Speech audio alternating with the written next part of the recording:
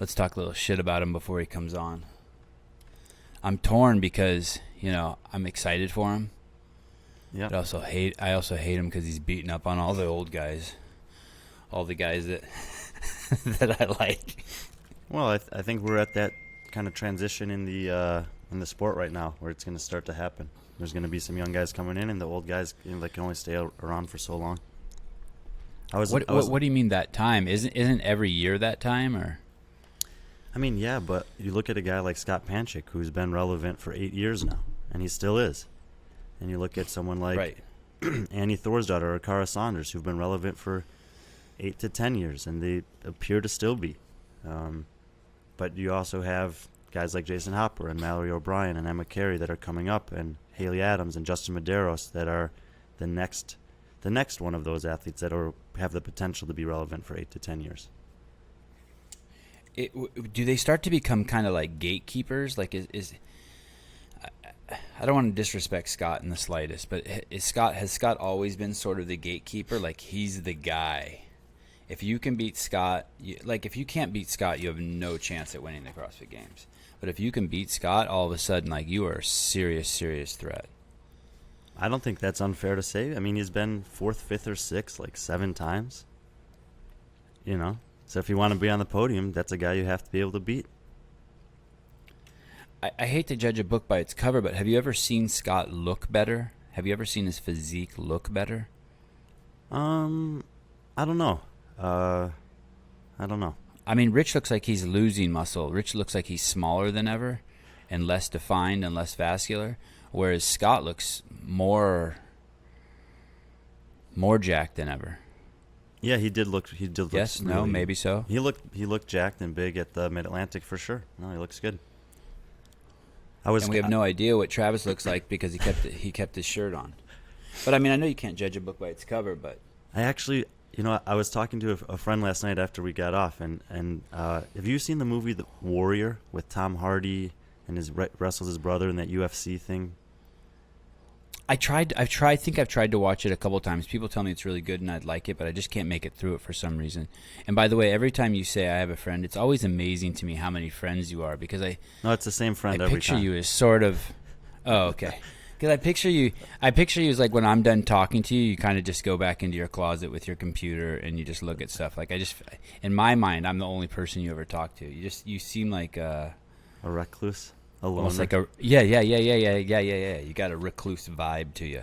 I just go in the woods and throw frisbees, and then I come in and talk to you on the podcast. That's it. Yeah, I just picture you as a dude who just has a girlfriend he sees twice a week, and you already have a time scheduled to see her. See her twice a week, but I don't call her girlfriend. Okay. Yeah, exactly. I mean, you're really. Anyway. Just throws me off every time you use that. Same with Fraser for different reasons. Every time he says, "So I had some friends at the house," I'm like, "What the fuck are you talking about? You don't have any friends." So I was actually wrong about Hopper's collegiate career last night. I looked it up a little bit this morning. So he walked on to Clemson in 2017, and that was his only year. And if the internet is accurate, he had 1 catch for Clemson, and then he stepped away the following year to pursue other endeavors. What does that mean? Walked on. That means he wasn't. Is that the same? He was getting recruited by another college in the area, as a scholarship athlete, but he chose to go to Clemson and walk. So he walked onto the team. He took a chance that he wouldn't make it, but he did make it. Oh, so interesting. He had to go to he went to the tryouts. He proved himself, and then they said, "Yeah, you're good enough. You're on the team this year." That happens a lot. I'm sending Jayson a Hopper a text right now. Chrome browser, please. You're familiar with Jonathan Haynes, correct? He's the. Oh yeah. I think he's the director of games media. I think. Yeah, I saw him last night. That's the position I gave him. I don't know if it's changed. Okay, he has a fascinating story, by the way, about that. He walked on to the football team at I want to say Texas A&M. He just walked on. Wow. I think it's a fascinating story. We should have him on the podcast sometime. I think he got a scholarship to Texas A&M to play football. Then they took the scholarship away from him, and he said, "Fuck it," and he just went there and walked onto the football team and tried out and made it to the team. Good resolve. Jayson. Hey, fellas. Can y'all hear me? Yeah. Great. Buddy, how old? What are you, 15 years old? Look at you. I'm 23. Yeah, you look like a grown-ass man when I watch you in the semifinals. Now I feel like I'm interviewing a guy who just graduated from high school, maybe junior high school. You just look like a really big, well-developed kid who's in the 9th grade. Yeah, well, appreciate it, man. I'm 23. Look at that skin. Yeah, man. Put some lotion on this morning. When's the last time you had a pimple? Well, I take care of my face, so not too long ago. But, yeah, man, my wife has some moisturizer, Beauty Counter. You ever heard of it? No, but if she's selling it, tell us about it. Yeah, so she's an ambassador for Beauty Counter, and basically I get some product every now and then, and it helps my face. You sound like you're part of a trial group. This is definitely a proven product. You better make sure there's no testosterone in that. That's what I've been hearing a whole lot of. In that gel. What do you mean? What have you been hearing? Accusations about what you're doing since you did so well at the semifinals? Yeah, I've been getting a whole lot of that. I've seen a whole lot of comments, so I've been expecting to address that. I'm assuming. Are you? Is that the first time in your life? It sounds like you've been an athlete your whole life. Is that the first time you're now that you're thrust into the limelight with so many people watching your individual performances? Is this the first time you've ever heard that in your life? Sort of. They want to it's the first serious okay, are you actually doing this stuff? But people have been joking around with me about that kind of stuff for the longest. I went and saw I went and watched my wife do Murph at CrossFit Aptos this weekend, and there was a boy who just turned 16 years old who was doing Murph with my wife. By the way, do you know Brian, Jayson? Sorry, before we just jump in. I've heard a lot of things about Brian. I know J.R. Howell, James Howell. He said he knew you. He said you were a good dude, man. So heard about you. He knows weird shit about athletes. Like he knows where you buy your sheets. He knows the time you drop he knows the time you dropped the pass in the 7th grade. He knows weird shit about you. That didn't happen too often, by the way. No, I just recently met JR on Instagram, and he's been actually super kind and generous and giving me some information about some of you guys that are up and coming in the sport. So it's been really nice to get to know him. And he's actually coming up I'm in Minnesota right now for Granite Games, and he's coming up here this weekend. So I'll get to meet him in person. Yeah. Who's JR? JR is just a gym owner, one of my good friends. He lives about 30 minutes away. I train with him a little bit.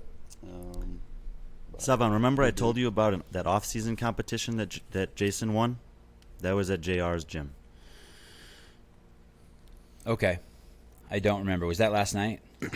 I probably have told it to you 2 or 3 times. Usually 5 times for retention. But it has to make it past my beard to stick in my brain. So I'm watching my wife do Murph at this CrossFit affiliate. What gym does JR own? Let's plug his gym. CrossFit Crash. CRASH Crash. Yeah. What city? Spartanburg, South Carolina. Okay. And he's going to have another high level competition this fall, I think, with some big names coming out there. It's big. It's probably one of the best gyms in the Southeast, man. Giant, man. I'm actually thinking of going down in October for the competition. I was talking to him about it. Yeah, come on. He's trying to get. So Jake Berman was there last year. Josh Miller, Games athlete. I was there, obviously a no name at the time. He's trying to get Travis Mayer to come up there. Luke Parker was up there. He's a celebrity. Mark Hutchinson. Lucas Parker? You mean from Canada? The redheaded dude? Oh. You don't know who Luke Parker is from The Bachelor? No, sir. Oh. He trains with Rich Froning now. Anyone west of the Mississippi does not watch The Bachelor. Really? No. Oh. You know what The Bachelor is, though? Yes. I watch The Bachelor. I actually love it, man. Of course you do.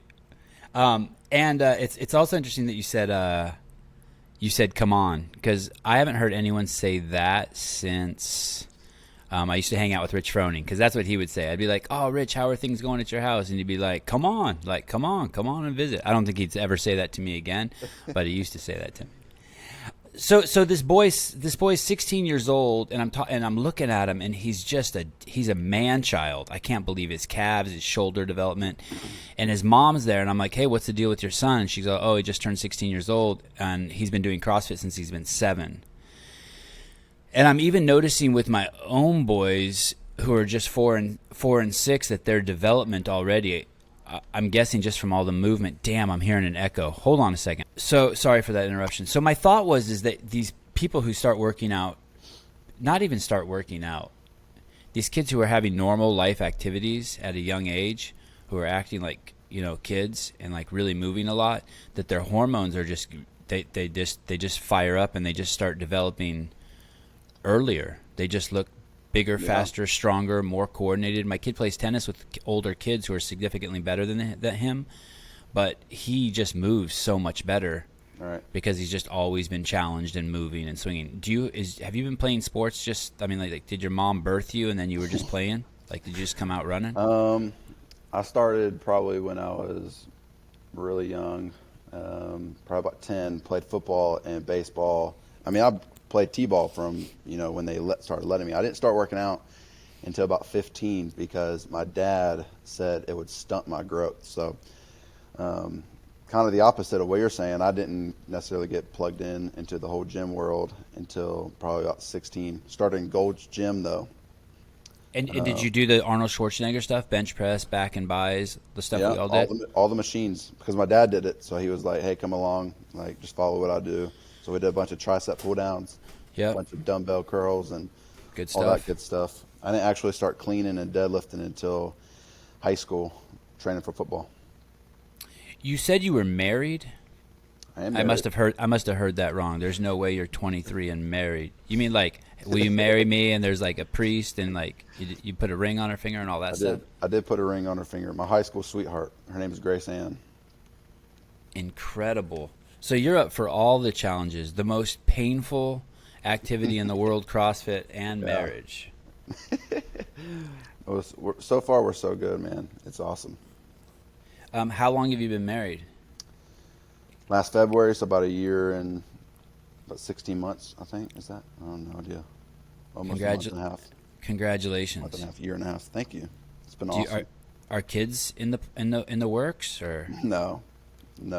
We're not ready for that. That's a whole nother beast. Yeah. Do you guys have a dog yet? We do have a dog. We actually just got one. His name's Teddy. He's a miniature golden doodle. He's amazing. Yeah, they are amazing. And I really sincerely believe that a dog is like a great gateway to a kid. Because you'll see how the two of you react to it. Like, he'll shit in the kitchen and you'll want to spank him and she'll be like, no. Or you'll see who feeds him more. Like, everyone is kind of like, will step into line for what responsibilities. You'll be the one who always takes him to the vet, or she will. And you'll start to see. And that really rolls over to when you have kids. Like, really, really rolls over. It's kind of nuts. Wow. We've actually started seeing some of those little signs. Like, he'll eat up something while we're gone, and then she'll like want to spank him and like discipline him, and I just can't because he's so freaking cute, man. And I'm just like, I can't be mad at this dog. I just can't be mad at him. He's just too the best thing. Do you tell her not to? Do you try to get in the way?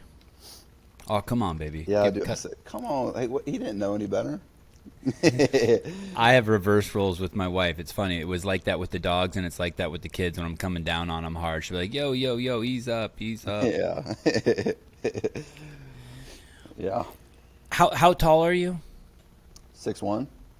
And how much do you weigh? 220. 220. Man. We're going to have to find a different sport for you. You know you can't win the CrossFit Games being that big. I know. That's the chip I carry. Tell me about that. Go ahead, Brian. Well, I was just curious. Is that like a weight that you want to be at for competition for CrossFit, or would you prefer to be a little lighter? I'd actually prefer to be a little lighter. 205, 210 would be ideal. But, man, I've tried it all, man. It's just I have like 4% body fat, man. And You need more body fat than that, actually. right, know, Sevan? man. Yeah. Remember what I mean, you remember look what Greg super said duper about lean. remember what Greg said about Annie like 10 years ago? She's like, "Yo, she's too lean. She's not going to last throughout the weekend." Well, then I'd be bigger. If I put on fat, man. So, man, we've tried a lot of things, and it's just like we're just gonna accept it and give our best and see what happens. So you played baseball and football growing up. And what other sports did you do? Did you dabble in, I don't know, racquetball, golf? You did weightlifting with your No, dad? Did you do soccer? What other stuff? no, I didn't do anything. I just played a bunch of football and a bunch of baseball. So my brother played some baseball, so kind of just followed his tracks. And I was really good at football, but so I ended up quitting baseball in high school to pursue football. I wanted to play college football, go to the NFL, do all that jazz, and so ended up quitting football or quitting baseball to do football. So I didn't get into tennis. I think it was because my family was into that kind of stuff. So I was just followed in the footsteps. But if I were to go back though, I love tennis, man. Tennis is my jam. I've actually got into it about last year during like quarantine and all that. Me and my wife and a few friends would play tennis, man.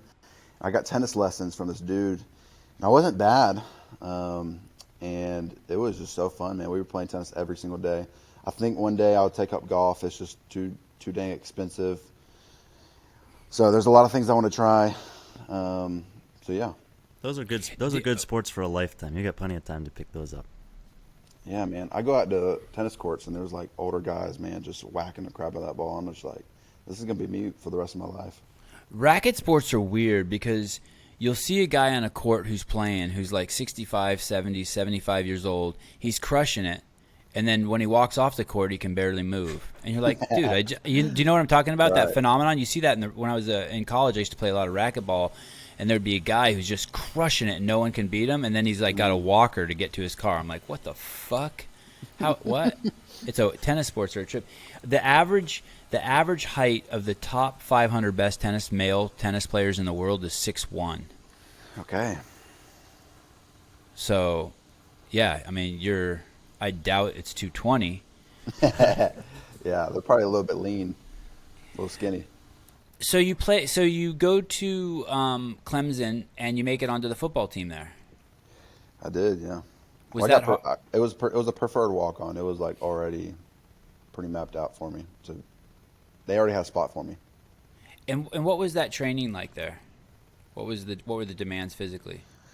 We did a bunch of agility stuff. We obviously had our conditioning and did gassers, and we ran 120s, and we did all that stuff. We did a bunch of just weightlifting. You know, we cleaned a lot of weight. We bench pressed, we squatted, we did a bunch of dumbbell stuff. The intensity wasn't necessarily high. We were just trying to get like swollen and bulked up. But then we would go and, you know, obviously do the conditioning part, push sleds around, do agility stuff, cone work, all that stuff. So yeah, it was awesome. And because those sports, baseball and football, when I think of them relative to CrossFit, I think the time domains that you are asked to be at full blast are much shorter than CrossFit, correct? Yeah, correct. We're talking about 4 seconds on a football field versus 20 minutes, you know. And then how did you cross paths with CrossFit? So I had to take a year off to play football at Clemson. I couldn't get into school because I thought I was going to get it. I had a few scholarships to play football out of college or high school, and I never got the scholarship from Clemson. So they gave me the preferred walk-on, and so they said, "Hey, you have to have these kind of grades to get in, and you have a spot on the team." Well, I didn't even have the grades to get in because I was all of high school. I was like, I'm going to get a scholarship, don't have to worry about grades. So played on my iPad all high school, and it ended up costing me. So then I had to take my SAT. Didn't pass to get into Clemson, and had to take a year off. So it was basically like you take a year off, go to this tech school, or you go to one of these smaller schools to full ride play football. And I wanted to play football at Clemson, so ended up taking a whole gap year of not doing anything. And that's when I got into CrossFit because I didn't have access to a gym over there. Just couldn't like go work out in their gym. And so I looked up CrossFit gyms and went and tried it one time, and I said, this will get me at least in shape, man. And I grew and started loving it, dude. Started loving the intensity, started loving just competing. There was that competing aspect with members in class, and it was awesome, man. I loved it from the jump. When you showed up on the football team, could you tell that your fitness, I'm assuming it was adequate relative to the other guys, but was there any, did you stand out there for what you could do in the gym and what you could do in training? Mm-hmm. Yeah, so this kind of started before I jumped into CrossFit. I was a conditioned a dude in high school. Conditioned, man. I made sure I was the dude that was sticking behind after practice. I made sure I was the first person winning our 120 yards. We did 120s from goalpost to goalpost. We ran these things like 30 times with like 20 seconds of rest. We did a bunch of track stuff. We did like, you run 800, you rest 60, 600 twice, rest 60, 400 3 times, rest 60. So, I mean, the whole conditioning part kind of transferred over. So when they're like, hey, the whole 7 seconds thing, I mean, I was like doing the conditioning aspect of it since middle school. And so that part kind of transferred over. Like I said, I've always been, a conditioned guy, and the strength obviously transferred over after I did a year of CrossFit. So yeah, for the most part. So there was some I couldn't go in there and bench like 315 or, squat the house, but I made sure I was hustling. So you held your own there. They weren't like, hey, this is the new guy. He's the slow man on the team. He's the weak link. No. You showed up and No, you were. I wasn't very fast. I'm not a very fast guy, but I made sure I can go longer periods of time. And you that's important in a lot of areas of life. You don't have to be the fast guy. You just want to be able to put in the time. Makes for a good man. Right. Tell me, you played wide receiver? Yeah. I mean, so you got to be pretty fast. Well, not compared to these other guys. Not nearly. I was the Jerry Rice of the team, man. I had the hands. I made sure I could run good routes. That's how I got to play football at Clemson. It was not the speed. It was not necessarily the talent, if you will, because these guys were like 5 stars, man. I knew I was going to hustle. I knew I could. It was on the details, man. I knew I had to pay attention, watch film, run good routes, and get it done in other parts of my game other than just being naturally just talented, jumping out the air and being 6 foot tall or 6'6" and running a 4.4. I hear you, what does that mean? Good routes. Sorry, Brian. What does that mean? Good routes. Yeah. So when you're a route runner, you got to be precise, man. It's all about footwork. It's all about like how many steps, how fast or efficient can you get out of a break. So if you watch someone at a high caliber, like in college or NFL, and you watch them break down, and like let's say they were running 10 yards and in, the efficiency and like the technique to make that cut and separate themselves from the DB takes a lot of technique. Takes a lot. Like you can get people off with your eyes, your head, your arms. You can like get a little elbow, and then there's the footwork aspects to it, man. There's a whole bunch of stuff that you got to be dialed in on. When I hear you say that, there's one particular NFL receiver that comes to mind because I've heard him say something similarly. That's currently in the NFL? I'm curious if there's anyone in particular that you kind of look up to or try to model after for that efficiency and the details.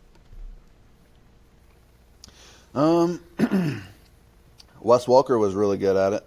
Hunter Renfrow I played ball at Clemson with Hunter Renfrow. Hunter Renfrow is in the NFL now. The guy, not really. The guy I was thinking of is ahead. Michael Thomas, because I've heard him talk about this before, and he's like, I don't care what physical attributes you think you have across the line. Oh, yeah. My precision, accuracy, and attention to detail is going to get me where I need to be before you. Mm-hmm. Well, I thought you were talking about some white dudes. So the white dudes, me, I can't run a 4.3, but if you can run a 4.3, 4.4, and then you can do all that stuff, man. I mean, you're a Hall of Famer, man. But I felt like I said, I was bigger, so I was slow off the line. So a DB didn't have to be as quick. They just had to make sure that they could I was probably bigger than most DBs, so they just made sure they were like just on my butt the whole time, where I was going to have to create separations through technique. Did they ever try you at any other positions besides receiver? No. I was going to play tight end.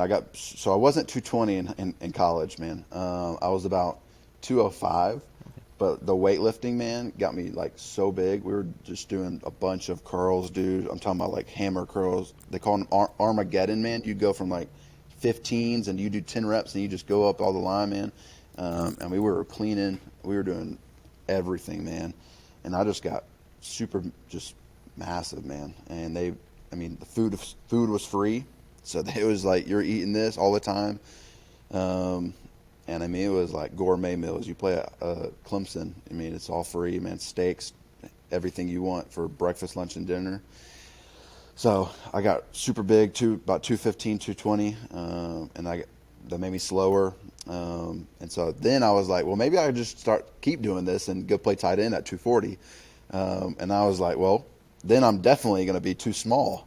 Because then I've never blocked. I'm a pretty boy. Don't like blocking. Don't like getting hit hard. So, didn't like that. But I was like, if it gets me to the NFL, it gets me to the NFL. But then at that point, I was like, I'm just going to quit and do something else. And so tell me about that. Tell me about the transition from football to CrossFit. When were you like, okay, I'm going to try CrossFit as a competition? Or are you even in that space now? Like, mentally? Now? Yeah. Or when I quit? But both. I'd love to know. Like, yeah, so it was, so when I did CrossFit before football, man, I was kind of good at it. I knew I had the potential. People were like calling that out of me, and I was like, man, I'm going to play NFL, man. This is my whole dream. It's why I'm even here. And so when I got to football, the thing I loved about football was I knew I was going to outwork pretty much everybody that I played with, and I made sure of it because I carried a chip on my shoulder. Not being the fastest guy out there, I knew that, I was going to, like I said, run the routes every day after practice. I was going to make sure I'm putting in the extra hours, make sure I'm the most conditioned, and, the whole 9 yards. And then that was just the best part of football for me. And then I get to college, and then everybody's doing that already. Not only is everybody doing that, but now it's like you're there at like 5 a.m. in the morning, and this is like your responsibility is to do all this stuff and more. Everyone has a chip on their shoulder. Everybody has a chip on their shoulder. But also it's like you running an extra hour, you running like extra, and like you running the routes is not necessarily extra work in a way. It's like what the whole team is doing as a workout. And so we're there from like 5 a.m. to like you're leaving at 9 p.m. most days, and it's just a business, man. And it like pulled out of me like the desire to like want to do extra, because nobody was really doing extra because we were there from all day long. And it felt like a business. It was just a bunch of, I didn't have any like outside time, I didn't have time with my friends. I couldn't like, for me, the hard work, the thing I loved about the hard work was I got to choose the hard work.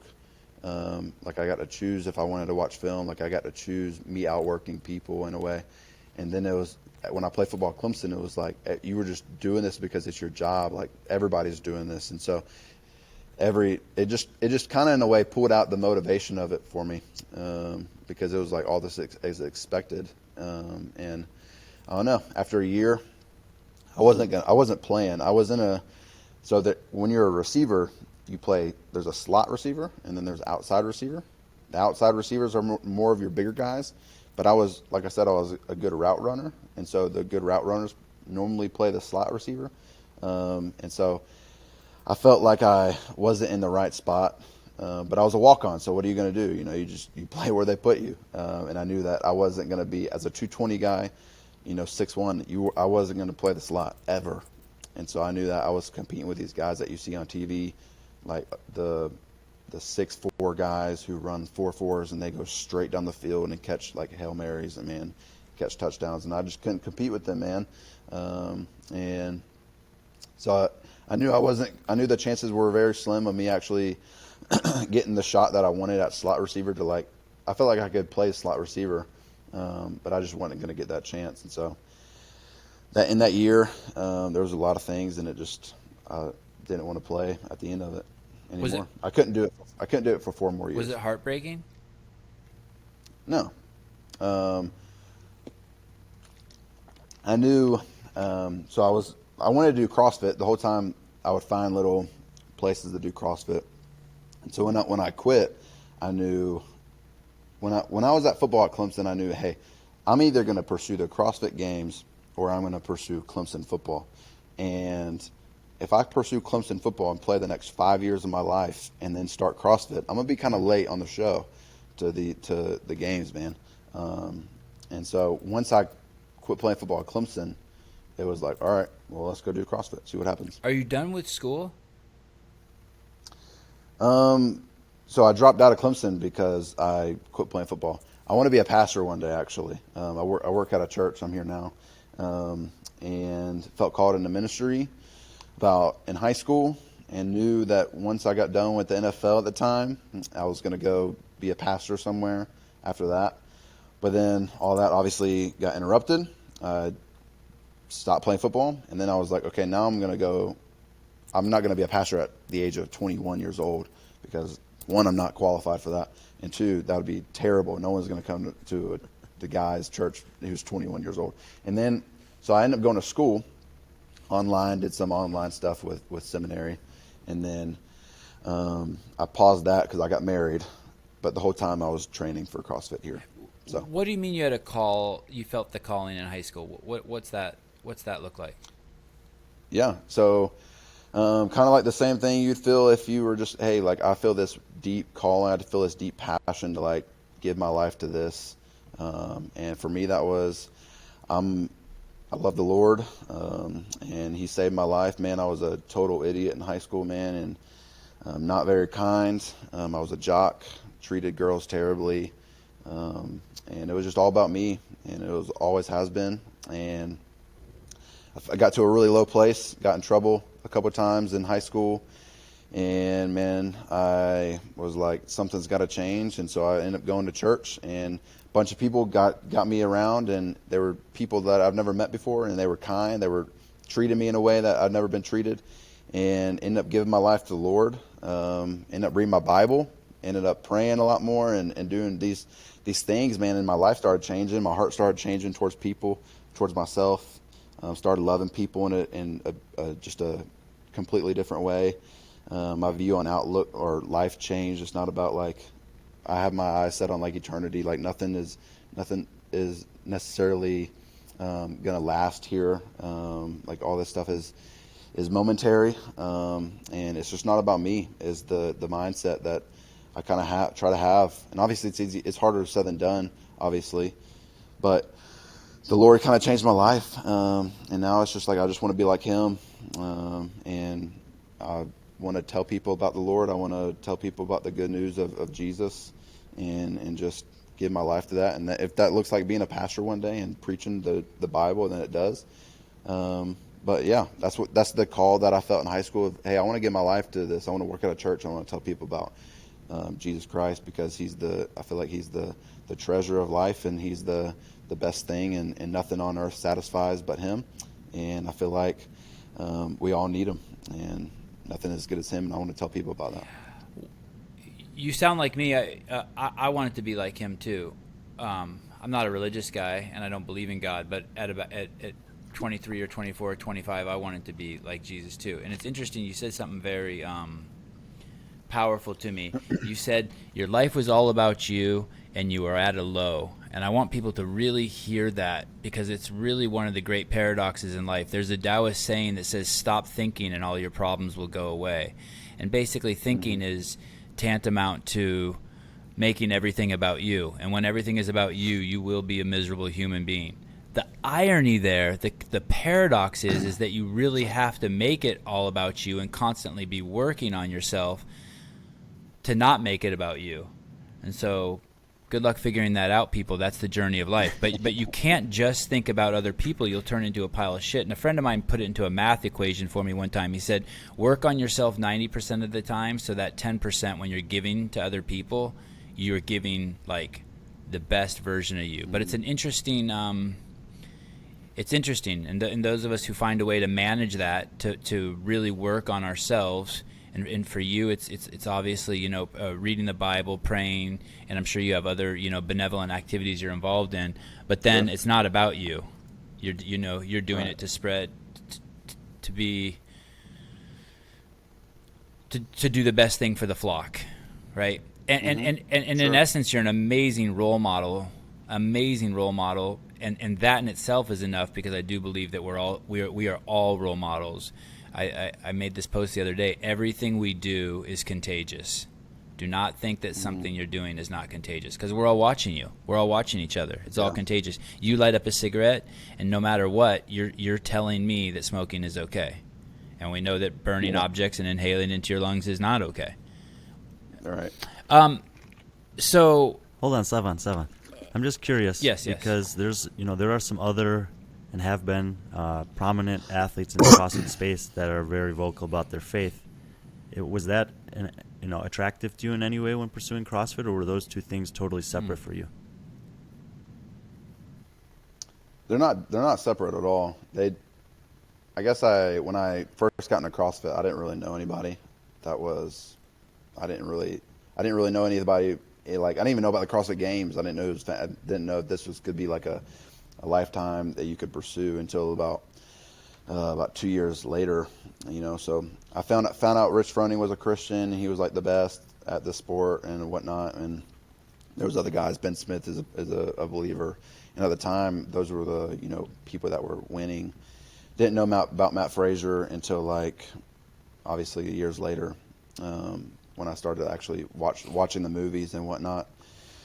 So I wouldn't say it attracted me to the sport, but I definitely don't keep CrossFit and the Lord separated. I worship pretty much everywhere I go, and I try to carry Him along. And for me, the Lord is, I can have a conversation with the Lord wherever I go. I don't have to show up to church to experience the Lord. I don't have to have my Bible open to hear from Him. His Spirit is in me.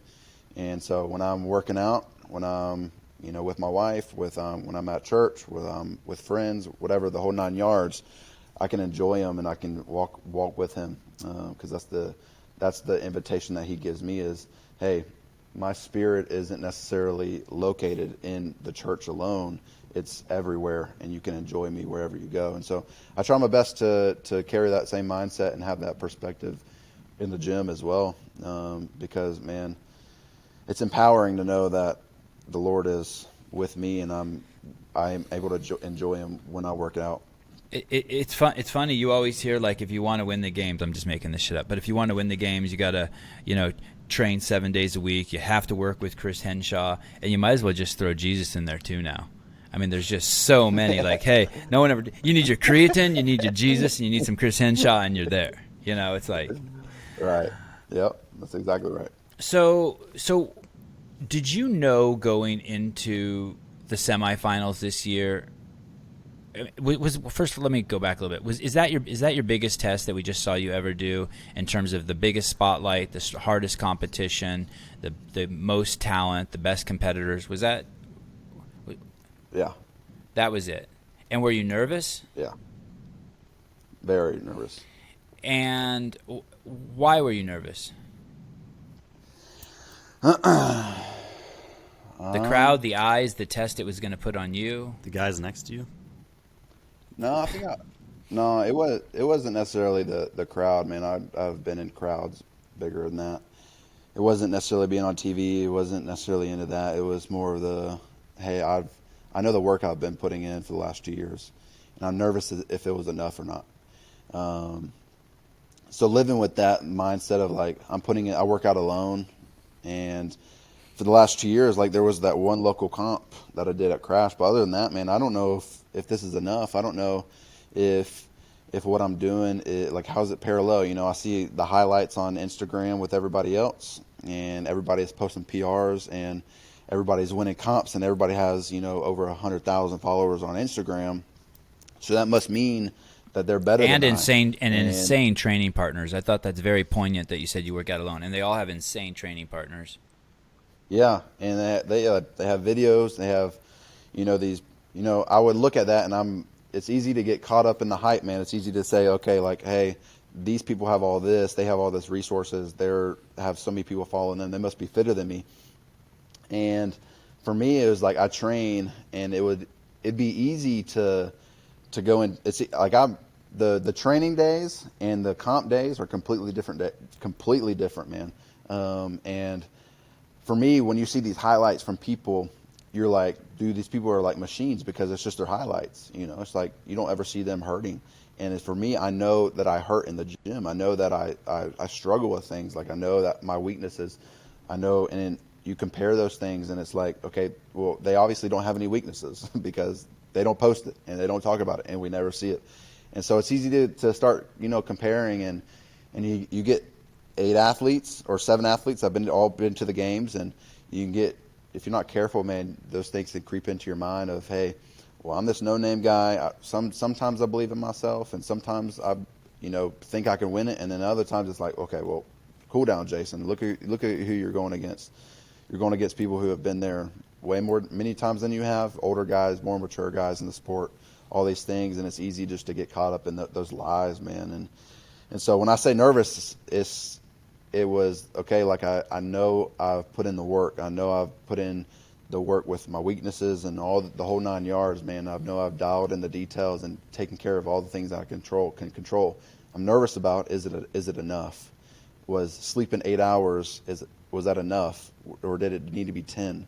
Was drinking 3 bottle of water is enough through the season and not 5 every day? Was, I work out 2.5 hours a day. These people are working out 8 hours. They get 3 sessions a day. I get 1. I'm over here squeezing in 90% of heavy front squats 5 minutes after a banger for 20 minutes. It's just like, those things are tough. Those things are tough on your body, and people get to recover longer. And if you're not careful, like, those things can make you insecure, and those things add up. And then right before you go out on the comp floor, all that is like, the question is it enough? Was it enough? The last 2 years, was it enough? And they have you're right. They're surrounded by other athletes who can give them, hey, this is how you should recover. They're surrounded by nutritionists. They're surrounded by these teams that cater to, that have a shit ton of experience. And it almost sounds like you're just winging it. Not necessarily just winging it. I mean, you have the internet to do research on, and obviously you've moved your whole life, but you're feeling around more in the dark than they are. They have some tried and proven methods, and you're putting it together. Why do you train by yourself? Why didn't you, go to one of these? Why didn't you go to Think Tank, or you know what I mean? Why didn't you find a group? Why did you go the Miko Sailor route? Put your rower in a closet and row. Well, one, man, I moved up to Greenville. I live in Greenville, and it's the best place in the world. I got a bunch of friends up here, man, and so the idea of moving was out of the thought process. There's some things that are close-handed things that don't change, and that's moving away from my friends and family. And so there's a few gyms around here. Most of them, the one that crashed, the crash is about 30 minutes away. And so I can go there, but it'd be me driving 30 minutes a day, which is, I have done that, and I do that every now and then, maybe like once a week, but that is not the ideal situation. And so obviously, in the gyms that I do go at, I look at the gyms that are obviously not the most expensive. I'm on a budget, so it's like I gotta think about that. I gotta think about where they're at. I gotta think about, can I work out during class? Is class gonna kick me out, or do I need to come into open gym? Like, what's their open gym schedule? So it's like, I don't have all the resources like other guys have. And so the gym I work out at CrossFit Simpsonville, and that's about 15 minutes away. They let me work out whenever I want. There's great people there, and I love it there. And sometimes I work out with some older folks who want to just hop in on the workouts, and sometimes I'm just me. They must be so proud of you when you came home. They must be just showering the love on you. Man, dude, I got the best support system, dude. It's unreal, man. We did a fundraiser about 2 weeks before I went out, man, and we raised like $2,000 for me to go out, man. And dude, it's awesome, dude. Before I'm we get into the blessed. competition and just how the world's perceiving you and how you perceive your performance, I want to go back to one more thing. You said that going back to your transformation sort of in high school about how you learned to, and correct me if I'm wrong, basically you just learned to love people more instead of being a dick. Yeah, essentially. What about receiving love? Did you learn how to receive love too? Did it go both ways, or is that a different cat to skin? Is that a different beast? No, it is.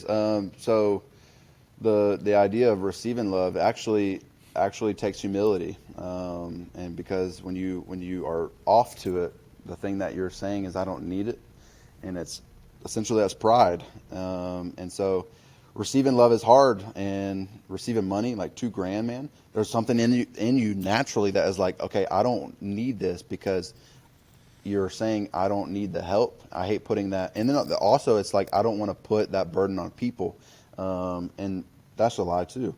And so for me, it was, hey, I don't like necessarily receiving from people. I don't like being a burden to people. I like, no one does. But at the same time, like there's something humble about, hey, open up your hands and receiving a gift because people want to give it to you. And so that's kind of what it And was. you, when you receive love, you're the really cool thing about it is you think you're getting something, but the other person's really getting something too because you're allowing them to practice, in your words, the Right? Lord's Yeah, work it too. comes And so full you circle. have to, yeah, it's awesome because you're opening up yourself to letting other people feel what it's like to give. But that is Yeah, a really, exactly. really tough one. That's a tough one for me too. Like it's when you first find love, you're like, okay, I'm going to share this with the world, but you really have to let people love you too. You have to let the universe love you back, Right. and that's a huge part of it. Right. So you show up there. Are you happy with your performance? Sort of.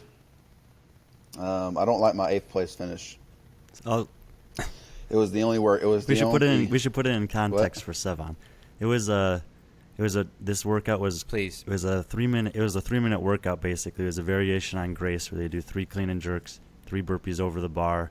He finished 8th, but he was only 16 seconds away from first. So it was a very tight race, really close finish. Obviously, short time domain. So that's what he's talking about. Thank you, Brian. Good stuff. Yeah. So like it's like 10 rounds, 3-3-3, very fast, man. It was the only workout. So when I came into the comp, me and my coach were just talking, man. And the whole strategy for the whole comp was run your race. Don't worry about a single soul. Don't let the rest take care of itself. We were basically confident that my fitness level was better than the rest of the guys. We were going to bank on, hey, at the end of the day, the fitness level is there, and whether it was or not, that's what we were going to be confident about going into the comp. So I didn't need to worry about how Justin Medeiros came out on the ski, if he was going 45 unbroken on the chest to bar, if on every single workout it was going to be, hey, Jayson Hopper, you focus on you, and at the end of the comp, at the end of the event, we'll see what the fitness level was at the end. But just make sure that you finish and you are dead when you're done. Make sure you empty the tank. And so that was the mindset. And run your own race. We believe that, the whole idea was your pace is the best pace. So you don't have to pace off anybody else. Your pace is the best. Like you're the best one here. Have that mindset. And obviously, like I said, the insecurities are also on that same token of like, okay, well, what if my pace isn't actually the best pace? Like these guys that are super good, like Scott Panchik is 11 times gained athlete. Like there's no way my pace is going to be the best, But that's the confidence that I had to have in order to succeed. It was like, okay, like even if that voice in the left side of my head was loud, the confidence side had to be much louder. And so going in, it was like your pace is the best, like you're a dog, like you're a games. Dude, I looked myself in the mirror like 14 days in a row leading up to this competition. I looked myself in the eyes in the mirror and said to myself 100 times a day, you are a games athlete. You're a games athlete. You're a games athlete. You're a games athlete. I wouldn't leave until I was convinced of that, man. And I had to have that mindset. I had to make sure that before I step on the floor with Scott Panchik, who I watched on movies, and Jess Medeiros on movies, man, and on documentaries, man, I had to make sure I was okay and ready to compete. And before going out there, I had that mindset on every single one except Gretel, and that was the one I came in 8th one. That was the only one I didn't, simply because it was a 3-minute just race. I knew all the other workouts were longer time domains. I could think while I'm working out. I can have that same motivation. Run your race. This one was a 3-minute moment, man. It was. I remember being in first place. I just came in second.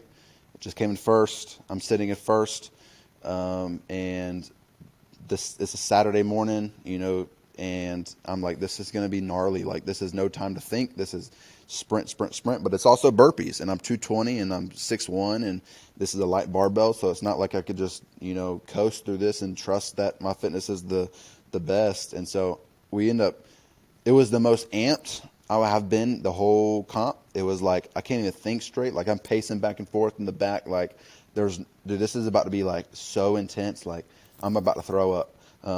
That's all good stuff, by the way. That all sounds like champion mentality. I'm serious. I mean, that's what you hear from these guys. And so I end up going out there, man, and it was a mistake. It was a rookie mistake. I got lost in the moment.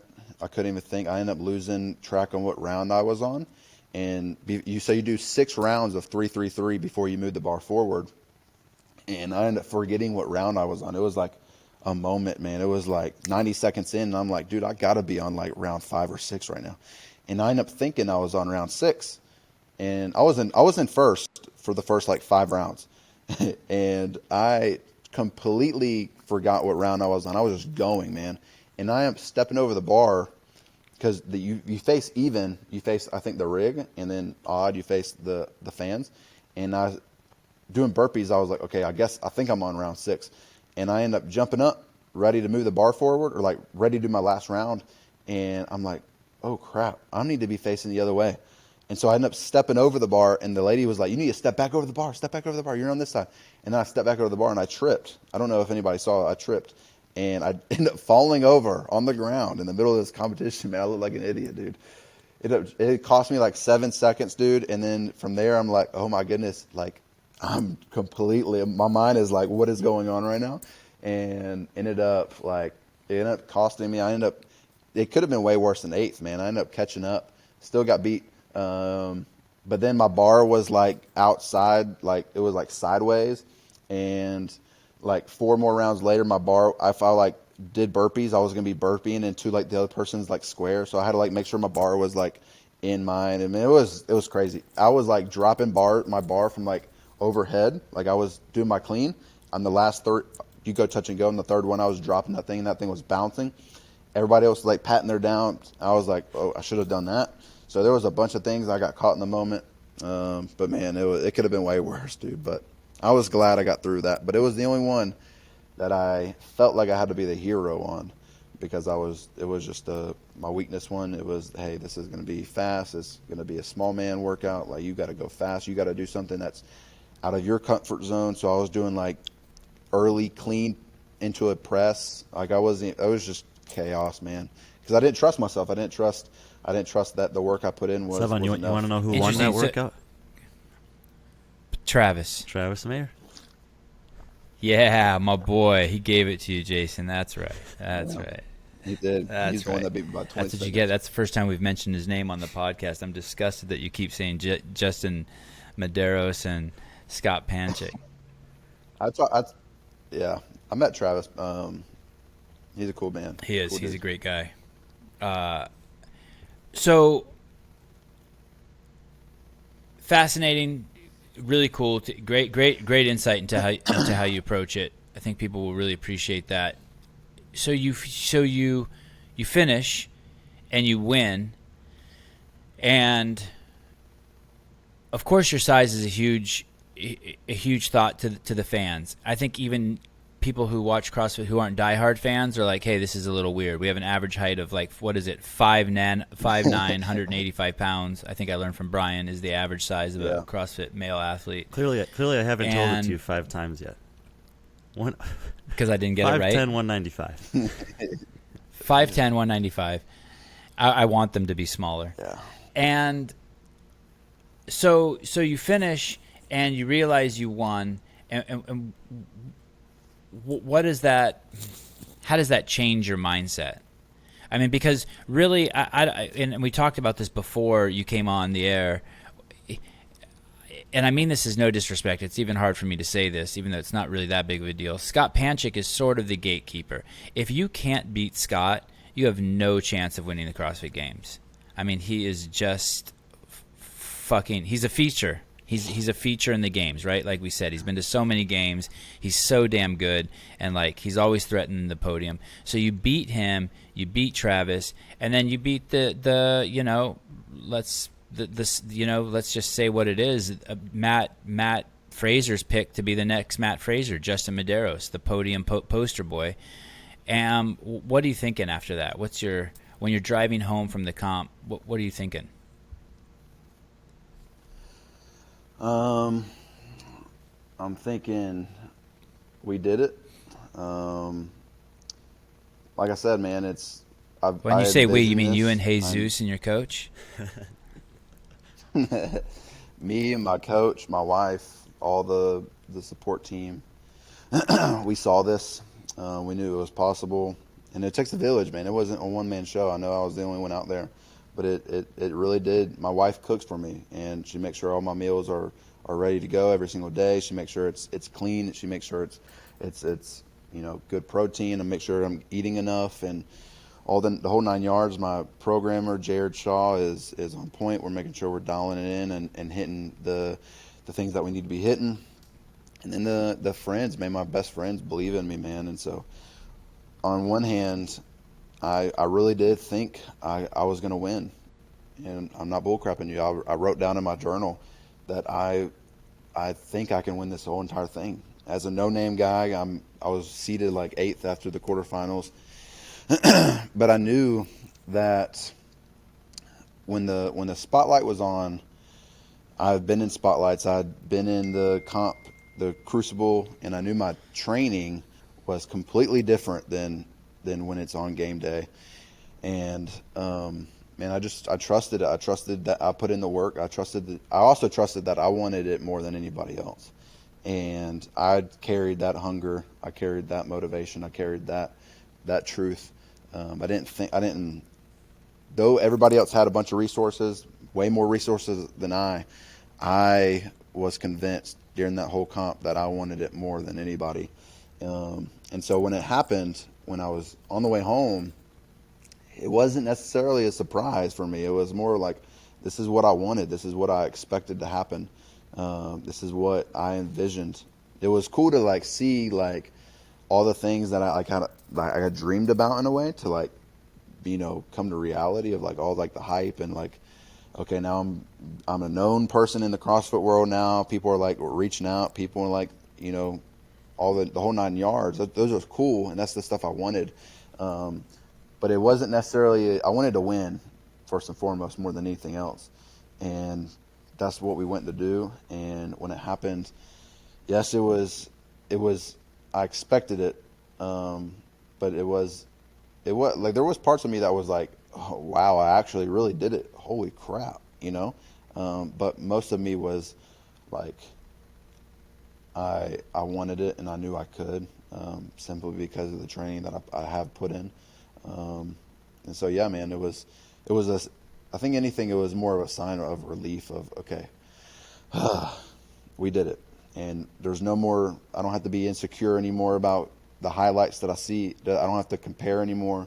I know that I can compete with these guys. I know I can compete with Justin Medeiros and Travis Mayer. You know, I can compete with these guys that all I see is their highlights. I don't have to wonder anymore. It's like, I know that I can play around with these big dogs. And so it was more of a sign of relief of, okay, like it wasn't just a theory in my head of me convincing myself. It wasn't, hey, I have to convince myself that I'm a games athlete and like hype myself up. It's okay. Like I saw this, I went and did it, and we went and did it, and it's true. And so it's a sign of relief, but it's also something that for the last 2 years of my life, man, I have been visioning every day when I walk into the gym. Will you change your mantra? Can you let your guard down? By mantra, I mean you said you were looking in the mirror and telling yourself you're a games athlete. Going into the games, will you have a different? Will you start saying, "Hey, I'm going to win this. I'm going to win this." Will you change or will you stick with your current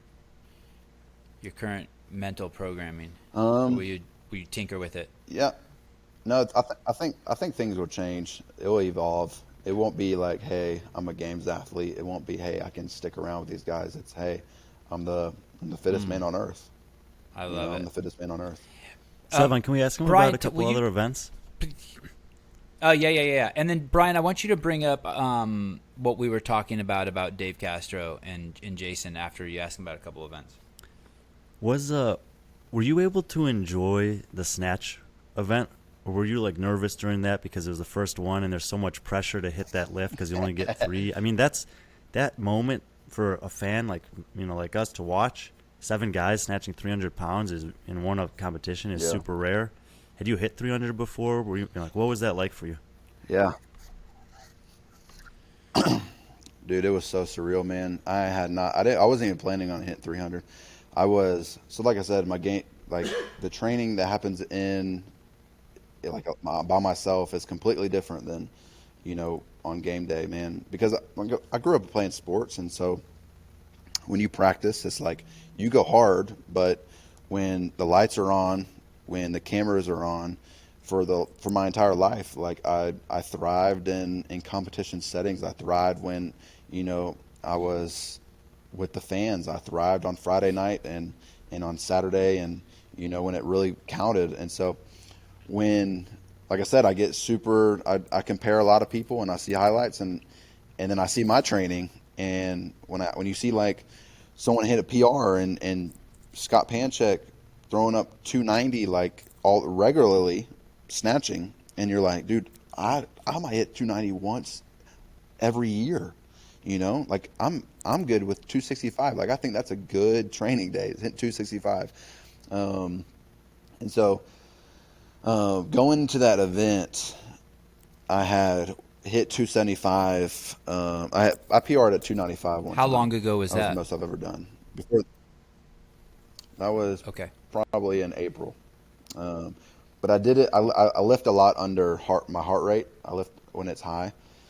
I try to lift in obviously when you're smoked. And so rarely do I lift a heavy barbell like thinking, and I think a lot when I lift. That's probably why I don't ever hit a heavy amount, because I'm just thinking about like the technique aspect of it instead of just I can barely breathe, just rip this crap off the ground and hit it.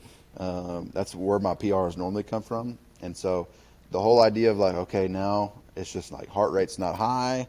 We're just going to be out there and just one snatch. That intimidated me, man. And like the intimidation of that, but also knowing that, wow, 255 earlier this week was tough. It was tough.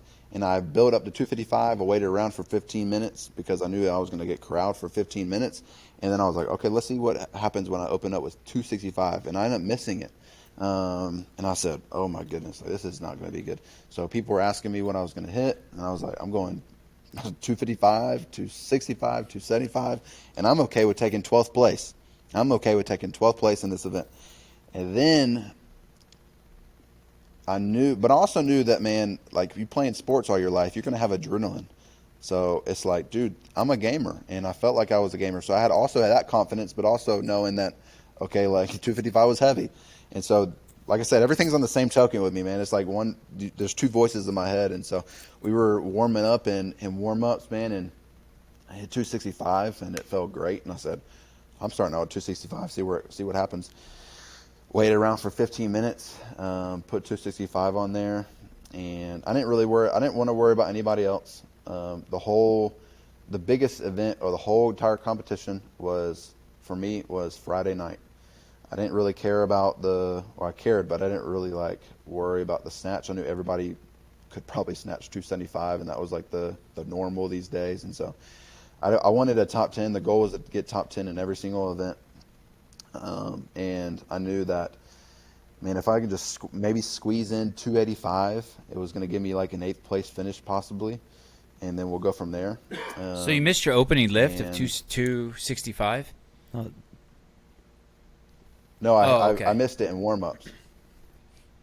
Yep. So I missed it in warm-ups, and I said, okay, I'll start out with 265. And man, in the moment, dude, it felt like 205. You know, so you hit it, and you're like, that's what I'm talking about. That's like the adrenaline. I need that. So I'm like putting I put 275 on. No, I put 285. I went from 265 to 285. Then I hit that, and then you're like, okay, that was actually easy, you know? And it was easy. Things were just popping. You stable elbows, like not walking around, it was clean. And then I'm like, all right, 295, but it's like, man, whatever, dude. Let's just go for it, man. If you're going to win this, if you want to be the best, man, you got to make some risky moves and act like the best. And so put 300 on and hit it, man, and it was electrifying. I was happy that everybody else hit you it, were but one I of was the also first. like, man, You were one of the 300 first was like- lifters in your heat, weren't you? Like the third guy, maybe. yeah, third guy. I was the And 8th so you hit seed, 300. 10, 9, 8, yeah. And then after Okay. that, I mean, you're obviously feeling great, but were you watching the rest of the guys? Because, I mean, you're done with the event at that point. Yeah, I was watching the guys. I tried not to keep an eye on them. I knew most of those guys I'm only started asking at about in the 275, last round. and they After you were hit hitting 300, those now you're things. done. Like, you've hit 300. And, like, 5 guys hit it right after you. Was that fun? Oh yeah, yeah. Oh yeah, it was fun, man. I was excited for them because I knew we were all going to get second place. 96 points, man. It was like sweet. Like I got my 96 points, you got your 96 points. You didn't separate from me, I didn't separate from you. It's almost a wash, really. So it's like sweet. Damn. So you set a PR But yeah, out man, there. it was awesome. I did a PR. God. Are your parents just insanely proud of you? They are. That isn't Yeah, that they are. isn't that the best feeling, do it making without your them. parents proud? Yeah, man. They So, you know, Man, yeah. now that we've talked to you, I'm not as was surprised about this. But when, you know, coming into the competition, I saw that Inception workout, all that running, bunch of ring muscle ups. You're a big guy. Did you know going like before the comp that would be a good workout for you?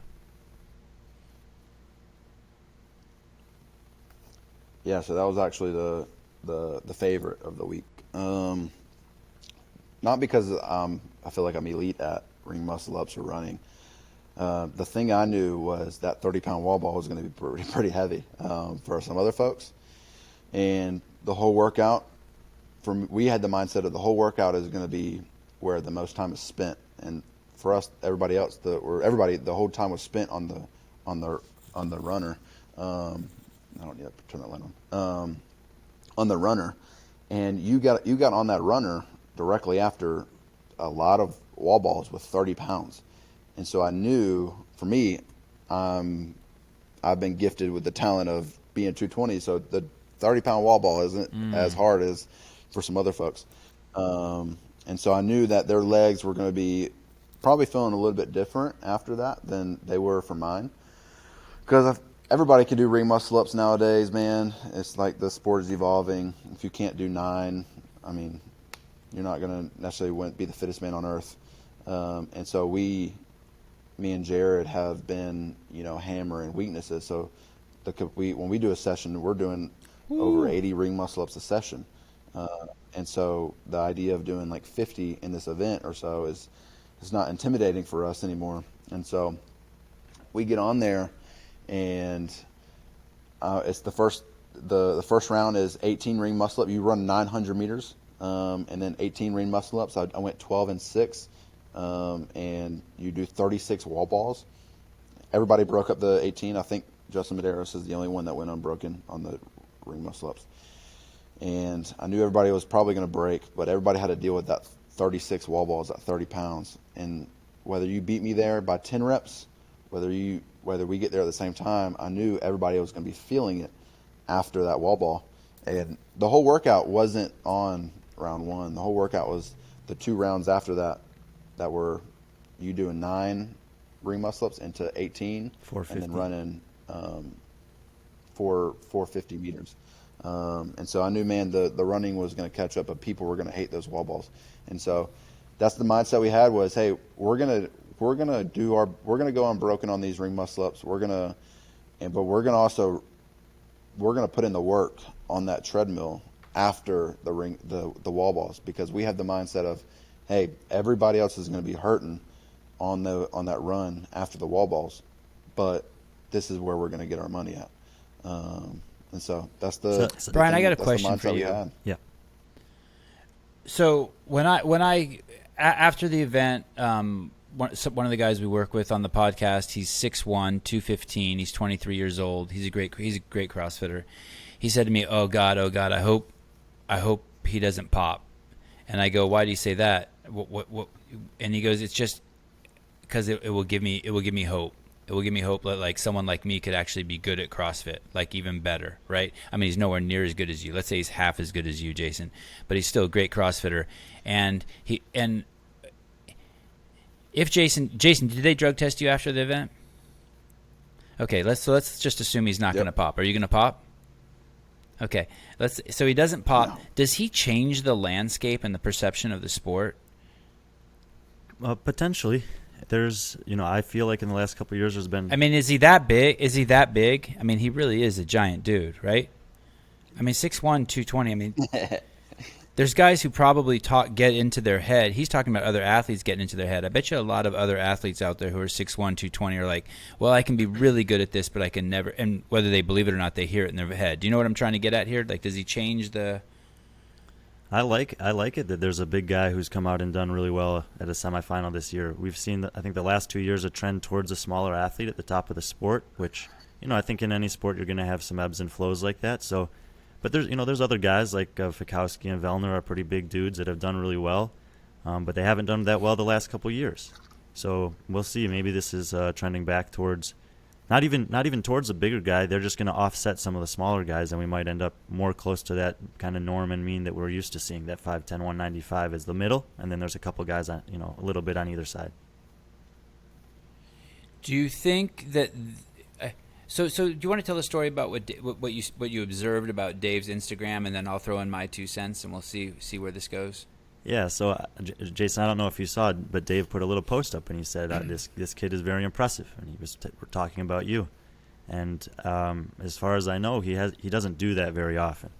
There's a lot of stories about 2010 when he first saw Rich Froning compete at a sectional, and then he came back to HQ, and he told guys like Sevan, he said, hey, man, there's this kid out in Tennessee, Rich Froning, he's very good. Watch out for him at the games this summer. Fast forward like 5 years, he sees Fraser compete live for the first time, and he does the same thing. But I'm pretty sure that you're the third guy that he's done that for. Like, I don't think I don't know of anyone else that he's like came back and said, this kid's impressive, like he has with Rich and Matt and now with you.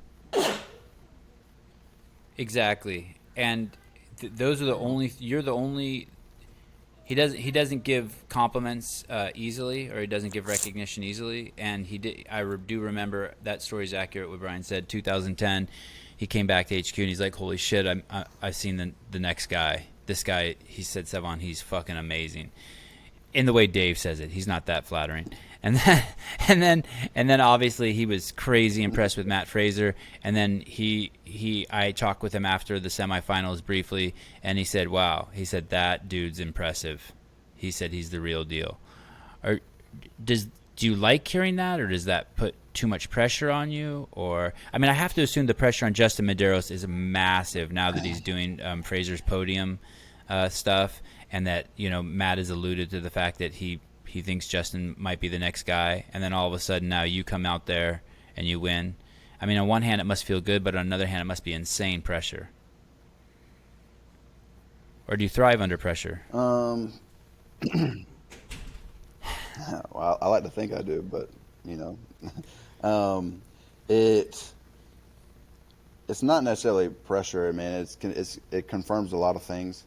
It confirms those moments in the gym where you want to be the best, and you're doubting yourself, and it's just like. But I know the hard work that I put in over the last 2 years, 4 years, man. I've known, even it goes back to the days where I was running gassers, even though I didn't know it was going to transfer over to CrossFit, man. Those days, man, I started CrossFit, and I like to think I started CrossFit when I was, in middle school, running, conditioning in the summertime. That stuff kind of transferred over, man. And so I created that foundation. But when I started training heavily, man, and actually started like focusing in about 2 years ago, this is what I wanted, and this is what I didn't have a lot of people like now, telling me that I was the man and the really impressive, like Dave said, and all that stuff. But a lot of that stuff just confirms the hard work more than anything. It's like, okay, what you're doing is the right, like it's what you're doing, you keep doing. Like what just happened, you're gonna get the opportunity to do again. What people saw wasn't a fluke. So keep doing the things, but keep going. There is a pressure of it too. Like what if like I said, if you don't know anything about me by now, there's a war going on. A war. And I'm talking about a freaking battle, man. And on one hand, man, there's that voice of like, dude, you are unstoppable. And then there's that other head, man, and it's like, dude, you suck. Like there ain't no way you're ready for this. And so, of course, that insecurity of, hey, dude, like, what if you just like come in 40th in the games? Like what happens then? Like, what are you a fluke, man? Like, dude, what happens if like that happens? But on the other hand, it doesn't add pressure, man, because I know my training and I know that nothing's going to change. I know that in the moment, I'm going to trust that nobody can beat me, and I'm going to trust that in those moments, my fitness, and I'm going to trust the fitness will pay off. And so it's not a fluke is what I'm trying to keep telling myself, because that voice, man, keeps lying to me. It's like, hey, that's a fluke. The only reason you won is because, dude, those are wheelhouse workouts. You got 6 of them. It was only because there was a 100-pound dumbbell. It was only because there was only 4 strict handstand push-ups. It was only because there was ring muscle-ups and no other weaknesses in that workout. It was only because, blah, blah, blah, blah, blah, blah, all this stuff, man. It's easy to be like, oh, yeah, you're right. I suck still, But, man, there's pressure to it, but there is also not pressure of, hey, like I enjoy this sport and I'm going to give my best. And I know I'm a competitive guy, probably one of the most competitive people in the world. And I'm going to trust that. And I'm going to trust that when it matters, I'm going to bust Ryan, my do you butt think it's a fluke? To win. I don't. No. Can there be a fluke? I mean, can there be a fluke in CrossFit? I mean, it's so hard work. There's so many details to manage. I don't want to call it a fluke. Dude, I had so many. Let me tell you how insecure I can get, dude. I take Dextrose. JR told me about sugar? this. What is You know it? what Dextrose is? Is it a laxative? What is He told it? you about this? I don't even know, man, dude. I love can't it. tell you. I can't. No one's gonna He make it actually- this far in the he podcast asked- anyway. This is where you spill your beans. He asked me to ask you about this, and I was like, I don't know if I'm going to ask him about this. Yeah. He So wanted me to ask you me 2 and then I'll questions. answer. One, he wanted to know what your record in legless rope climb workouts is against him. All The one thing he probably ever beat you Okay. at 5 years ago. The second thing was what What's the second about a month question? before the competition, what did he decide with regards to dextrose and beta alanine?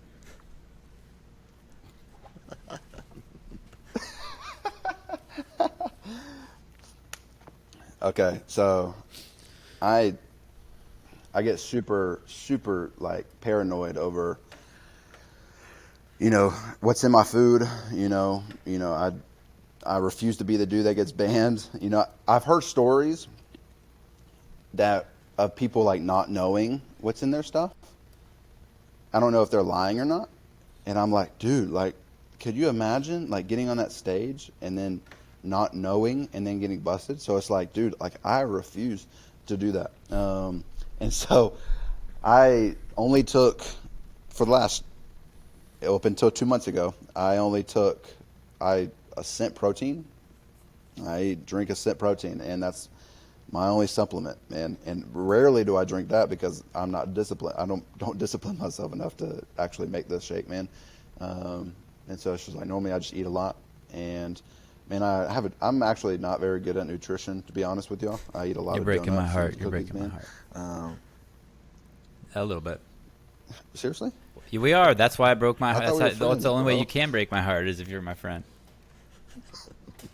Strangers don't break my heart.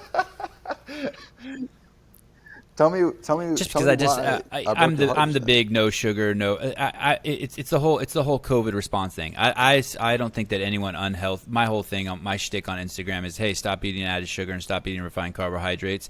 And there's no way SARS-CoV-2 can affect you. You'll never die from it. Not a single healthy person has died. But I give you a pass. You're 23 years old. No one who's 23 years old and who's not obese dies either. So I give you a pass. But now I'm gonna have to listen. People are gonna be like, oh, I heard that guy Jayson Hop. It's like when Matt said he ate a Snicker bars. And everyone's like, oh, Matt eats a Snicker bars and drinks Cokes. And now people are going to be like, oh, you fucking idiot. You're saying you know more about nutrition than Jayson Hopper? He fucked up the games and he eats all the donuts he wants. Eat a dick. So I'm going to have to hear all that shit. All that crap.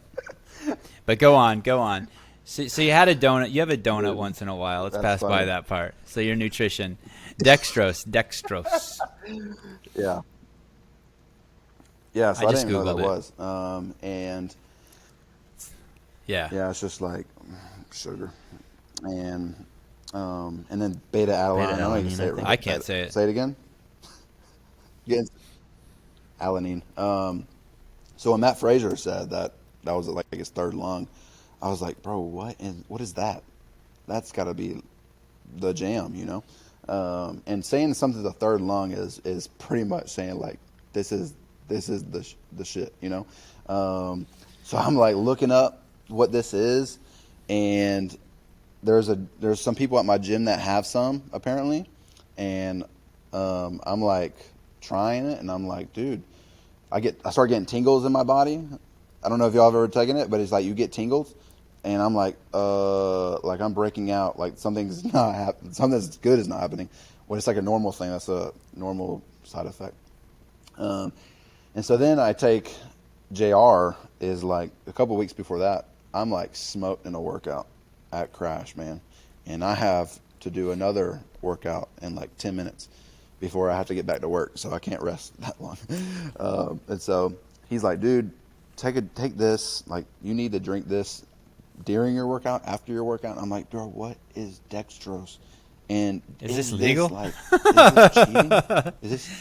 We knew he was supplementing. We finally got legal, to it at a dude? minute, an hour, and 11 minutes. He says, "Is this?" I'm like, "Is this, dude?" I swear, if I get caught, like, I swear, if this has stuff in it, man, I'm gonna hate you. And he's like, "Bro, it's dextrose. It says an informed sport right there. Like, it's okay. It's just freaking sugar." And so I'm like taking this stuff, and it's like, it's good for you when like during your workouts, like carbs. It's like eating a mango or something. And then this beta alanine, this is the one I get so paranoid over. I'm like, dude, this rant, like, I have to see informed sport on like the whatever I'm taking. Like, if I don't see that, then I'm like, no way. Like, no way. I'm not even getting caught up in that thing. And so I get super paranoid. I'm like, dude, like, what if like beta alanine or whatever. am I saying this right? Beta alanine, whatever. You're going to be able to call it We're gonna whatever call it you want. BA. So Matt Frazier, thank you. I actually don't really take it often. I take it like once or twice, man, and I don't like this. I don't like the tingling. But also, I did well in this event without taking it. So I was like, I don't really need this anymore. Anyways, I get super paranoid because it's like, dude, what is this stuff? Like, is this going to show up on a drug test or whatever, man? And it's like, dude, no, dude, everybody takes this and nothing is in it. So I've like reached out to like the company that I use this from, and I've messaged them on Instagram a million times, and I'm like, dude, you swear, like, I know it says this banned substance tested on the bottle. I know, like, the first time you said all the facilities that this was manufactured in, but are you sure? Are you sure that, hey, dude, and especially now, I did it after because, dude, everybody's like, he's on steroids, and I'm like, am I on steroids? Yeah, it's like the drug checkpoint at you the start to border. believe that crap. They're You're like, the cops all of a sudden have got you. The border agents You're are like- like, you start wondering, shit, do I have drugs in my car? I totally know that feeling. You're like tripping at the border. You're like, holy shit, how do they know that I'm Yeah. a fucking I'm a mule and I don't know? Like, what is going on here? It's crazy. Dude, I need to figure out. I need to go to counseling to get my head right, man. But dude, I get paranoid, dude. So I think it's funny that everybody's like, he's popping, or I can't wait to him test negative. Because if there's anybody, this is funny. If there's anybody on this world that is ready to see if he tests negative, it is me. Like, I'm excited to test negative because it's like, dude, I'm not a cheater, man. And I hope y'all can, you feel that through this last hour of I'm not going to cheat, man. And I hate cheaters, to be honest with you. Like, I can't stand cheaters, man. But there is that, like, okay, like, I'm going to make sure that I'm taking the right stuff. And I'll like I said, I'll quit. I threw that bottle away of the beta-alanine because I'm like, dude, I don't need this. I'm tired of, like, being paranoid over this crap. I threw it away at the comp. And it's clean, man. It's like, I know for a fact that it's got nothing in it, man. I've reached out. He said they sent me all the stuff that this was manufactured in. It's like, dude, they got my. Dude, How was the dextrose? How was chaos that? in my I head, mean, it's but- basically you just drank Yeah. pure sugar. Did you get so that gave you enough instant carbs? So you said you were dead before. I mean, I don't want to promote that shit. I don't even know why I'm asking this. But did it help? You're training. You take some of that, and you're ready to go. I don't know if it's that easy. You definitely gotta. I don't know if it's mental. Like, okay, I'm gonna take this, and then, like, okay, now I'm ready, or what. You definitely. It's just like instant carbs. It's like eating It's like eating dry mango before. It's like eating carbs or whatever in between workouts, like refuel. Man, it's just like instant carbs. It's just a drink.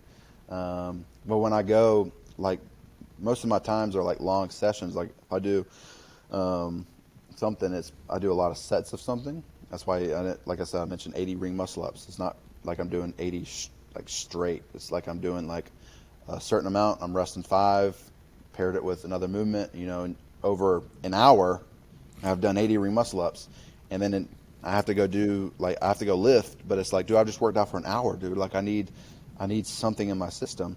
When I used to just be like, I don't really know what to take. Like, I'll eat a Chewy bar and I'll be ready. But it's like, dude, that's not enough, bro. Like, you're trying to be a professional athlete. You cannot eat a Chewy bar in between comps. Like, Were you there's sore nothing in after the Chewy bar comp? that's gonna help you. How was your recovery? Oh, great, man. After every event, man, I went home and I went to the Airbnb I was staying at and took like a 2-hour nap, closed my eyes, listened to Morgan Wallen, and couldn't sleep. But it wasn't necessarily the physical aspect of the weekend, man. It was emotional more than anything, dude. I'm talking about no one warned me about any of that, dude. I'm talking about like the 15-minute corral before every single event, the adrenaline, the handshakes of people I've met, the interviews, the nervousness, the constantly thinking about competition for 4 days in a row, can't sleep, you're thinking about it, you're first after event 1, the world's blowing up. It's like, dude, like, people know who you are. Like, are you going to finish come Saturday? It's like, dude, it's yours for the taking. All that stuff, like, times 10 at that point. And, man, it was really like 10% physical and you know who else said emotional, that man. it was I'm only still worn out 10% from it physical all. about 8 years ago? Yeah. Rich Froning. Who? Oh. He said the games he said it was mental, but he said the physical. All the guys there can do the physical. It's everything else. So did you train Monday? How were you Monday? My legs were a little sore. Other than that, man, those thrusters and bike, that workout, I mean, it was all legs, so obviously I was going to feel that. And then I did Murph on Monday. Crazy. How'd you do? What was your time? Man, I did it at a conversational pace, man, just for the troops. I did it straight through. I did 100 strict pull-ups, and then I went straight through to 300. I think it took me With the 20-pound vest. barely under an hour. Oh, No, not with the vest. he's mortal. He's mortal. Listen to while I was this. doing You it. athletes. Or you he's listen, just not. mortal. Or he's just smart. Like, you know. I know. I mean, it's insane that you did Murph on Monday. Yeah. It's He's not the insane. only one. My wife did Murph. Wife did Murph, and she still hasn't gotten out of bed. I swear to God. She's like fucking. She did it in 45 minutes, no vest, but she didn't do 100 strict pull-ups. She just probably. I think she said she learned the butterfly while she was during Murph. It just came to her. I swear to God. But she's like in bed, so damaged. So, Jayson, just curious. I'm sure we're towards the end of it time here, but So funny. you know, I'm sure you've watched some of the games and stuff from the past, and it's more, you know, it's known for being unknown and unknowable and having these, you know, unexpected twists and turns throughout the weekend. Is that something that you think will suit you well? That you'll thrive under those different changes, unknown circumstances?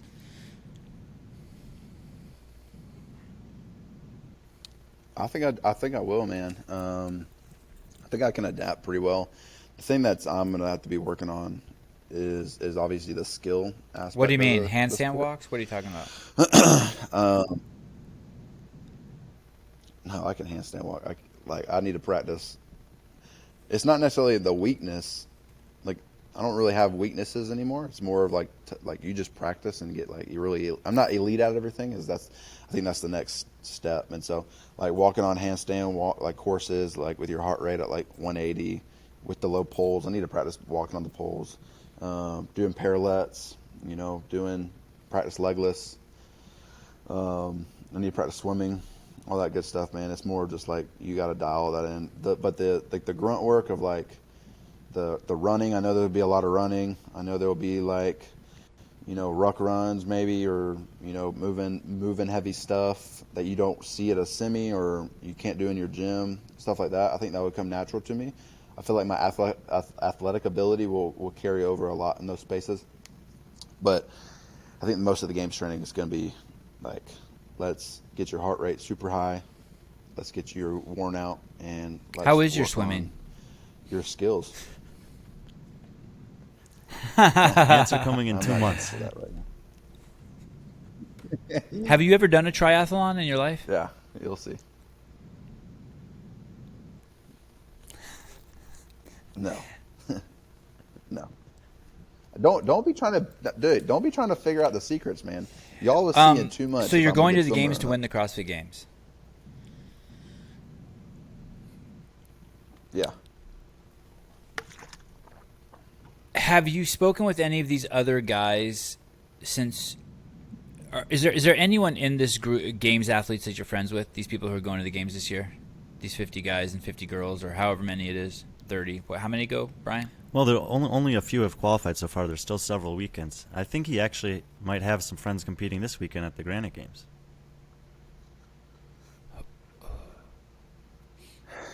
Yeah. Taylor Self. He's from Charlotte. You guys did some training I together? met him at the Crash Crucible. Like leading up to semis and stuff? We hit it off. We actually. Yeah, every now and then he'll come to Crash and we'll train. Do you Well, think other that than that, I maybe don't know anybody. that's people train with other people to try to get better and push themselves harder, but there's a piece of it that might not be good because then those people are getting in your head? For sure. Yeah. I actually hate losing to Taylor. Taylor actually beats me a fair good amount of times because we do a lot of skill stuff. And JR, most of the time JR is the one that makes up our workouts or whatnot. But most of the time I'm like, hey, let's do a workout that is not in my wheelhouse because obviously I want to get better. And so I want to get a good push, but also get pissed when I end up losing to Taylor. But we actually do try to balance it out pretty well, man. Like we'll do, you know, if we'll put one of my, you know, wheelhouse movements in and one of his wheelhouse movements, and we'll go. But most of the time it's a bloodbath. But he gets me most of the time, man. But yeah, there are definitely times like leading up to it, it was like again, like, hey, how am I supposed to beat Scott Yeah, but Pinchuk? I don't know. I've heard Taylor's pretty good. I'm excited to see him this weekend too. So it's like Taylor is really It's good. interesting. Man. Brian and I have been Really critical, might be too strong, but we've definitely discussed the fact that all the semifinals have different workouts, and I've not been a fan of that. But after speaking with you, I think my opinion may have changed, because what this does is this leaves a big question mark for the games. Because if you guys were all doing the same semifinals, we would be like, okay, overall Jayson would have taken 5th if they were all together, or he would have taken 1st, and so we would kind of like know, we could comment more with more certainty about who's going to win the games. And now we kind of have no idea. We still have to, I mean, not that we don't have any idea, but we can't compare apples to apples. We have to start like looking at the nuances. Right. No, I never even thought about that. Tell me, but Brian. now that Tell you me how bring that smart I up, am. it's like I love it, perfect actually. I'm working on deciphering all that information in my mind over the next couple of weeks, and I really like that perspective. I think so. That was the goal. Sevan, are That's we always friends? my goal. When's the next time we're When do you gonna want to chat the next time? Right before the games. Anything that you can do to get me Instagram followers would be great. Anything that you can do to give me some. I was telling Brian yesterday, that's why I do the games podcast. I have to tell you, I watched the semifinals to watch Travis Mayer, and then I started watching you, and I was like, holy shit, this fucker's sucking me into the games again. Like, I really enjoyed watching you move. I really enjoyed watching you compete, and I part love you and part resent you, because now I'm more interested in the games than I've been in probably 2 or 3 years. So thank you for that. And my boys loved watching you. I was actually really surprised how much my 2 4-year-olds and 6-year-old enjoyed watching the games. They actually were like, hey, because I don't normally let them watch TV when the sun's out, and they're like, hey, can we come in and watch? I'm like, yeah, sure. Watch this Jason Hopper guy hurt my feelings, and he beats up on my boy Travis Mayer. Mayer. What the fuck is it? You know, whenever I talk to Travis, I don't want to say his last name, because what's his last name? Mayer. Is there anyone you're excited to meet at the games? Like, are you excited to meet Tia? Are you excited to meet, like, she was there this exciting last meeting weekend. Scott this weekend? Yeah. Oh, good point. Yeah, I met Tia. She actually gave me a lot of advice before I went on the floor. Man, she's a super nice person. So I appreciate her a lot. Mm-hmm. I met Rich. Got to talk to him a little bit. Met Scott. Met all those guys. Man, Oh, cool. I want to meet Matt Frazier. I'm a fan of Matt Frazier, man. I think we have similar mindsets. So I just want to pick his brain, man, on a lot of things. And then, man, I want to hopefully become friends so I can go out to Vermont, and I have a proposal for him. One, I want to thank him for really paving the way for CrossFit for me. Like, watching the documentary, man, is like, dude, I want to be like that dude, even as an 18-year-old dude. That goes a long way, man. So, dude, I would tell him I appreciate him.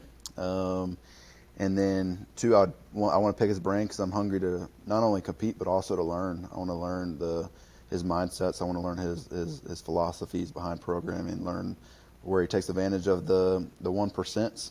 And then 3, man, I would love to, once he gets his garage gym finished, I would love to have a 7-event comp. Close the doors. We don't have to say. You mean a word against him? Yeah, against him. What The happened? thing What is, man, happens this in the guy's garage on the stays in the curl. garage. He's on the curls regiment these days. He's on the he's looking lean and mean. I know, but Savannah, I know you can send him this insert I of will. the video. and just see what I he will says. definitely. I'm trying. But man, I think it'd be awesome just to meet him, man. Have any agents He was reached out to you? He's a Has role Matt model for O'Keefe? sure. I'm sure Matt O'Keefe's going to be like circling your bowl soon. Yeah, I've had a lot of people reach out to me, a few, but right now I'm trying to take things slow and enjoy the process for the next couple of weeks. And before I don't know that dive into world that very stuff. well, but he seems to be doing an amazing job for Matt. So I would keep him at the and his guy just retired. Right. You know, Matt Fraser just retired, and so I would keep him at the I would keep him at the forefront. And I don't mean to For sure. disparage or say anything about the other managers out there. I don't know them, but I mean Matt O'Keefe is definitely, and Matt Fraser are a powerhouse in terms of performance and making money. Yeah, for sure.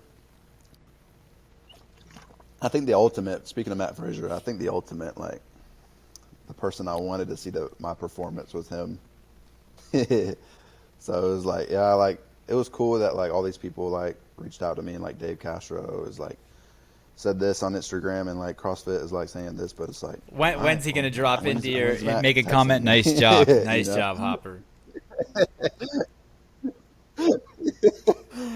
Yeah, man. But, man, Brian, do you have anything else you want to I don't finish know. on? But, yeah.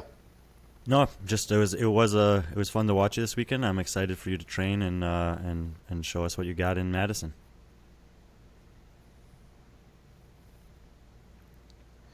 I appreciate it, man. It's gonna be fun. Let's Sevan's all the hang boss, out but I'm again. down.